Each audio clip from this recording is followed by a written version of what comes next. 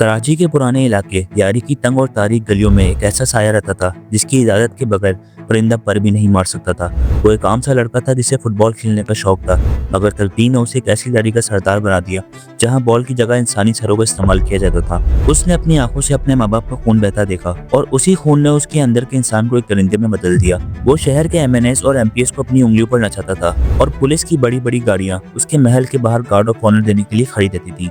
लोग उसे सरदार कहते थे, मगर कानून की नजर में वो शहर का सबसे बड़ा नासूर था। ये कहानी है उजैर जान बलोच की, जो महज एक मुजरिम नहीं बल्कि पूरे निजाम की नाकामी का जिंदा सबूत था।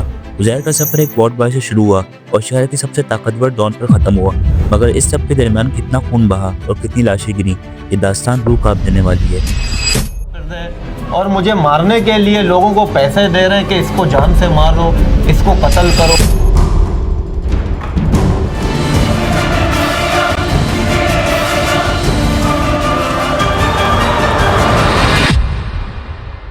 उजैर अली की पैदाइश 10 अक्टूबर 1977 को सिंगो लेन लियारी में हुई। उसका बचपन वैसे ही था जैसे किसी आम बलोच बच्चे का होता है। तंग गलियां, दोस्तों के साथ कबूतरबाजी और फुटबॉल से जुनून की हद तक इश्क। उसके वालिद फैज मोहम्मद, जिन्हें पूरे इलाका मामा फैज के नाम से जानता था, एक खुश इखलाक ट्रांसपोर्टर थे। उजैर ने 1992 में मैट्रिक किया और फिर इंटर क्लियर करने की कोशिश की, मगर उसका दिल किताबों में कम और मैदान में ज्यादा लगता था। उजैर ने कुछ अरसा लियारी जनरल हॉस्पिटल में वार्ड बॉय की मुलाजमत भी की, जहाँ वो दुख और दर्द को करीब से देखता था, मगर उसे मालूम नहीं था कि अनकरीब वो खुद दुख देने वाली मशीन बन जाएगा। जिंदगी पुरसुकून चल रही थी कि अचानक 2003 में एक ऐसा वाकया पेश आया जिसने उजैर की रगों में दौड़ने वाले खून की तासीर बदल दी। अरशद पप्पू, जो उस वक्त लियारी का एक खौफनाक गैंगस्टर था, उसकी मामा फैज से पुरानी रंजिश थी। एक दिन अरशद पप्पू अपने साथियों के साथ मामा फैज के दफ्तर के बाहर आया और उन्हें अगवा करने की कोशिश की। उजैर वहां मौजूद था। उसने मुजाहमत की तो उसकी टांग पर गोलियां मार दी गईं। उसके बाप को उसकी आंखों के सामने उठा लिया गया और एक हफ्ते बाद मामा फैज की लाश मिली जो गोलियों से छलनी थी। इस दिन उजैर ने फैसला किया कि अब वो कानून के दरवाजे नहीं खटखटाएगा बल्कि अपना कानून खुद बनाएगा। बाप की ठंडी लाश पर खाए गए इंतकामी हलफ ने उजैर की किस्मत का फैसला कर दिया और वो इंसाफ की तलाश में भटकता हुआ रहमान दकीर के जेरे साया आ गया। रहमान दकीर पहले ही अरशद पप्पू के साथ एक लहूलुहान जंग में मसरूफ था, जहां उजैर की नफरत ने इस गैंग वार को एक नया और खौफनाक रुख दे दिया। उजैर ने अपने दिल में दबे दर्द को अपनी सबसे बड़ी ताकत बनाया और बहुत जल्द वो रहमान दकीर का सबसे काबिल एतबार राइट हैंड बनकर उभरा। उसने अपनी जिंदगी में पहली बार हथियार थामा और दुश्मनों के ठिकानों पर गोलियों की बरसात करके अपनी मौजूदगी का ऐलान कर दिया। 2004 से 2008 तक का ये अरसा उजैर के लिए महज एक वक्त नहीं बल्कि जुर्म की दुनिया की वो सख्त ट्रेनिंग थी, जहाँ उसने सीखा कि दहशत के जरिए दिलों पर हुकूमत कैसे की जाती है और दुश्मन को बेरहमी से ठिकाने कैसे लगाया जाता है। लेकिन उजैर का नसीब उसे महज एक शूटर नहीं बल्कि एक सल्तनत का मालिक बनाना चाहता था और यह मौका उसे रहमान दकीर की मौत ने दिया। अगस्त 2009 की वो तारीख रात कराची की किस्मत में एक नया और खौफनाक मोड़ लेकर आई, जब फजाओं में गूंजती गोलियों की थरथराहट के दरमियान SSP चौधरी असलम ने एक इनकाउंटर में रहमान दकीर को खत्म कर दिया। रहमान की मौत लियारी के लिए महज एक गैंगस्टर का जाना नहीं था बल्कि एक पूरे इक़्तिदार का इख्तिताम था जिसने बरसों तक इस इलाके पर हुकूमत की थी। इस अचानक पैदा होने वाली खला ने एक संगीन सवाल खड़ा कर दिया कि अब पीपल्स अमन कम्युनिटी की भागदौड़ कौन संभालेगा। मैदान अमल में उस वक्त दो निहायत मुतज़ाद किरदार मौजूद थे। एक तरफ बाबा लाडला था, एक बेरहम शूटर और फाइटर जिसके लिए इंसानी जान की कोई कीमत नहीं थी, और दूसरी तरफ उजैर बलोच था जिसकी संजीदा शख्सियत और तालीम उसे एक गहरा और पुरस्कार खिलाड़ी बनाती थी। लियारी की बुजुर्ग क़यादत और PAC के सरबराहों ने निहायत सोच विचार के बाद उजैर बलोच के नाम पर मोहर लगाई, क्योंकि उनका मानना था कि बाबा लाडला से लड़ना जानता है, मगर दुनिया और सियासत की बाजी जीतने के लिए उजैर का दिमाग कहीं ज्यादा करामत साबित होगा। एक पुरवकार तकरीब में उजैर बलोच की दस्तार बंदी की गई और उसे लियारी का नया सरदार मुकर्रर कर दिया गया।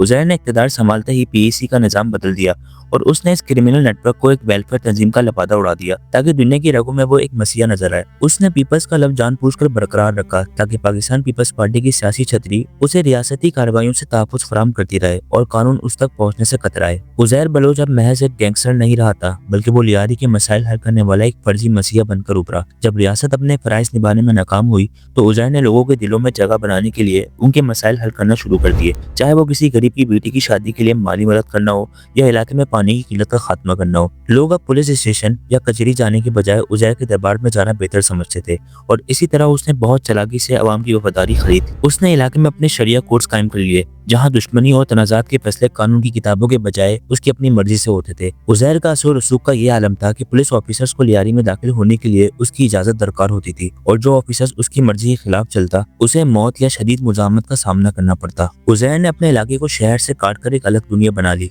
जहाँ रियासत की कलमदारी खत्म हो चुकी थी। जब उसने अवाम और जमीन पर अपनी पकड़ मुकम्मल तौर पर मजबूत कर ली तो उसने अपने पर फैलाने शुरू कर दिए। वो अब सिर्फ लियारी की गलियों तक महदूद नहीं रहा, बल्कि शहर की बड़ी बड़ी सियासी और सरकारी शख्सियत उसके दरबार गरीब शाह में हाजिर देने पर मजबूर हो चुकी थी। उजैर बलोच अब कराची की शतरंज का वो मोहरा बन चुका था जिसके बगैर सियासत की कोई भी बाजी मुकम्मल नहीं होती थी। उजैर बलोच की ताकत का सुनहरी दौर तब शुरू हुआ जब सिंध की हुकूमत और पीएसी के दरमियान एक गहरा गठजोड़ कायम हुआ। जुल्फिकार मिर्जा जो उस वक्त के वजीर दाखिला थे, उन्होंने उजैर बलोच को अपनी औलाद करार दिया। रियासत की जानिब से उजैर और उसके दोस्तों को हजारों की तादाद में असलहे का लाइसेंस जारी किया गया। ये वो वक्त था जब उजैर बलोच को लाइसेंस टू किल मिल गया था। लियारी की गली कोचों में असलहे की नुमाइश आम थी और पुलिस बेबस खड़ी तमाशा देखती थी। उजैर बलोच अब पपेट मास्टर बन चुका था। लियारी से एमएनए या एमपीए का टिकट किसको मिलेगा, इसका फैसला बिलावल हाउस नहीं बल्कि उजैर का घर गरीब शाह करता था। नबील कपूर जैसे कदीमी सियासतदानों को भी उजैर के सामने हाथ जोड़ने पड़े। उजैर का असर रसूख का यह आलम था कि शहर के बड़े बड़े पुलिस ऑफिसर की ट्रांसफर और पोस्टिंग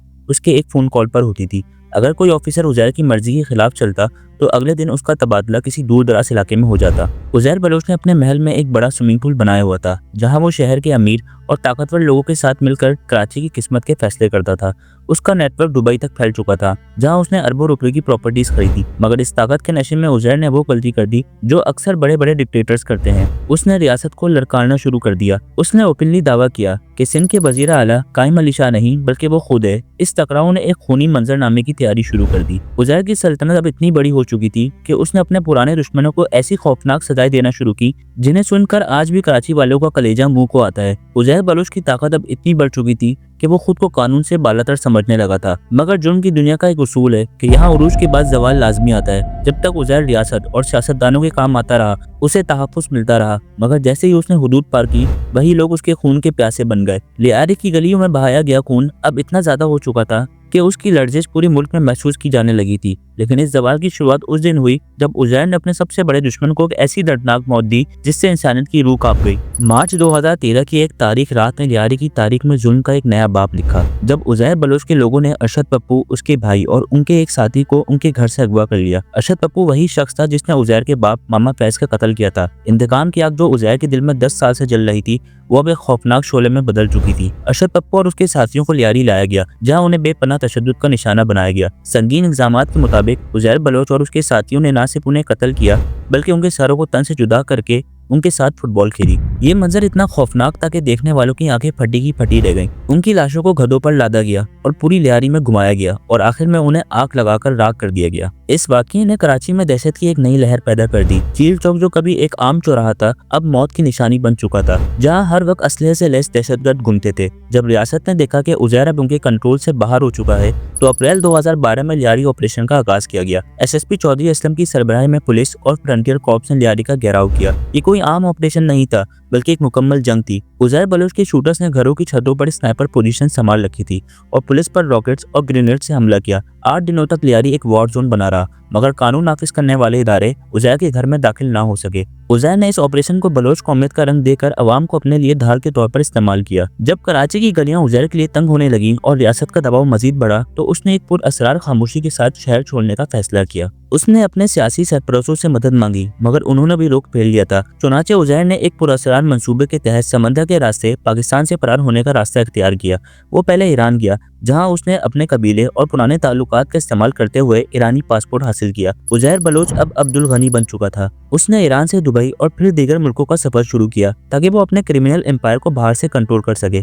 मगर पाकिस्तानी इदारे अब उसके पीछे लग चुके थे और उसके खिलाफ रेड वारंट जारी कर दिए गए थे। दिसंबर 2014 में दुबई इंटरनेशनल एयरपोर्ट पर जब उजैर बलोच मस्कत से दुबई दाखिल होने की कोशिश कर रहा था तो इंटरपोल ने उसे गिरफ्तार कर लिया। उजैर की गिरफ्तारी की खबर ने पाकिस्तान की सियासी अवानों में जलजला बर्पा कर दिया क्योंकि सबको मालूम था कि अगर उजैर ने अपना मुंह खोला तो बहुत से बड़े नाम मिट्टी में मिल जाएंगे। कई महीनों तक कानूनी चाराजोई चलती रही और आखिरकार जनवरी 2016 में पाकिस्तान के इंटेलिजेंस इदारों ने एक खुफिया ऑपरेशन के जरिए उजैर बलोच को कराची के करीब से गिरफ्तार करने का दावा किया। उजैर बलोच की गिरफ्तारी के बाद ज्वाइंट इन्वेस्टिगेशन टीम तश्कील दी गई जिसने उसने ऐसे इंकशाफात किए जिसने पूरे मुल्क को हिला कर रख दिया। उजैर ने एतराफ़ किया कि उसने न सिर्फ 198 लोगों को कत्ल किया बल्कि वो ईरान की इंटेलिजेंस एजेंसीज के लिए भी जासूसी करता रहा। उसने बताया कि किस तरह उसने मुल्की सलामती से मुताल्लिक मालूमात गैर मुल्की इदारों तक पहुंचाई। इस संगीन इल्जाम की वजह से उजैर बलोच का केस मिलिट्री कोर्ट में भेजा गया जहां 2020 में उसे 12 साल कैद बामुशक्कत की सजा सुनाई गई। उस पर इल्जाम था कि उसने ऑफिशियल सीक्रेट एक्ट की खिलाफ वर्जी की थी। मिलिट्री कोर्ट की सजा के अलावा उजैर पर सिविल कोर्ट में 60 से ज्यादा केसेस चल रहे थे, जिनमें कत्ल, अगवा और बत्ताखोरी शामिल थी। मगर यहाँ एक अजीबोगरीब मंजर देखने को मिला। एक के बाद एक केस में उजैर बलोच बरी होता गया, क्योंकि गवाहों ने डर के मारे उसके खिलाफ गवाही देने से इनकार कर दिया। उजैर बलोच की शख्सियत आज भी एक मुअम्मा बनी हुई है। कुछ लोग कहते हैं कि वो आज भी रियासत के लिए काम कर रहा है और उसने बहुत से सियासी राज अपने सीने में दफन कर रखे हैं, जिसकी वजह से उसे अब तक जिंदा रखा गया है। लियारी जो कभी उजैर बलोच के नाम से डरता था, अब वहाँ की गलियां खामोश हैं, मगर उजैर बलोच का साया आज भी वहाँ महसूस किया जाता है। उजैर बलोच की दास्तान महज एक मुजरिम की कहानी नहीं, बल्कि ये उस निज़ाम की अक्कासी करती है जहाँ सियासत और जुर्म मिलकर एक खौफनाक खेल खेलते हैं।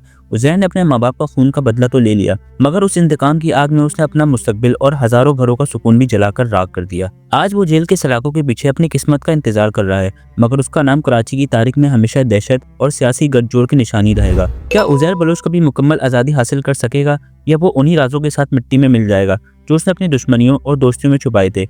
ये सवाल आज भी कराची की फिजाओं में मौल्लक है। अगर आपको ये कहानी पसंद आई हो तो वीडियो को लाइक करें, कमेंट्स में अपना फीडबैक दें और चैनल ब्लॉग बाय बासित को सब्सक्राइब करना ना भूलें। मिलते हैं अगली वीडियो में, तब तक के लिए खुदा हाफिज़।